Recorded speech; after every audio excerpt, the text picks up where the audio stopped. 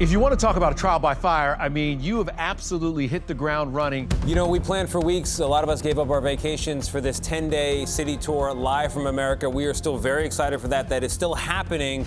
But meantime, global events intervene. Think about this, Kevin. Nicolás Maduro and his wife go to sleep in their own beds as the leader and first lady of Venezuela. Middle of the night, U.S. commandos kick in the door, come for them in their pajamas, and snatch them away just before they can get into a steel room where they might have had protection. They are now, less than 72 hours later, in New York City, in tan prison jumpsuits, orange sneakers, hands shackled, facing a judge.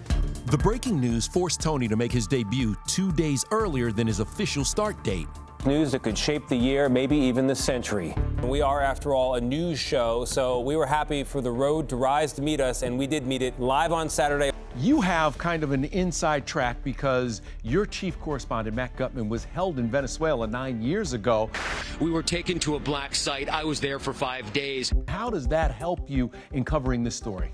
It's been fantastic to have Matt here. We're really thrilled to bring him over from ABC, and it's been absolutely surreal to see him outside of the Metropolitan Detention Center in Brooklyn, New York here, where Maduro, the man who once imprisoned Matt Gutman and so many others unjustly in Venezuela, is now being held himself. That is a mind-bending thing for any reporter. And here's a question. Did John Krasinski's Jack Ryan predict the future? Everybody's cool with Venezuela? No threat? Okay. Let me ask you this. Which one of these places can claim to have the largest oil deposit on the planet? The 2019 clip of the CIA analyst breaking down the political landscape quickly went viral after the U.S. intervention. Venezuela is arguably the single greatest resource of oil and minerals on the planet. Another similarity? The fictional Venezuelan president gets removed from office. You're finished. You know, I think that the talented storytellers behind Jack Ryan were onto something. You've got torture, starvation, political violence, armed men roaming the streets. Rule by gun is what people say is by definition, Venezuela today. And what does a great show do but give you a monologue that, boom, makes you understand it in a new way.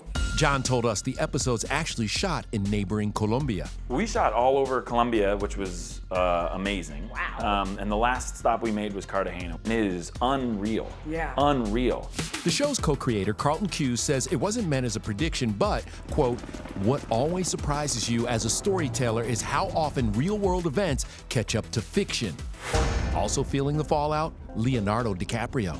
I'm sorry I couldn't be there tonight. The Oscar winner virtually accepted the Desert Palm Achievement Award at the Palm Springs International Film Awards Saturday. He was reportedly stuck in St. Bart's and unable to attend in person because of travel disruptions and restricted airspace in the Caribbean after the U.S. invasion.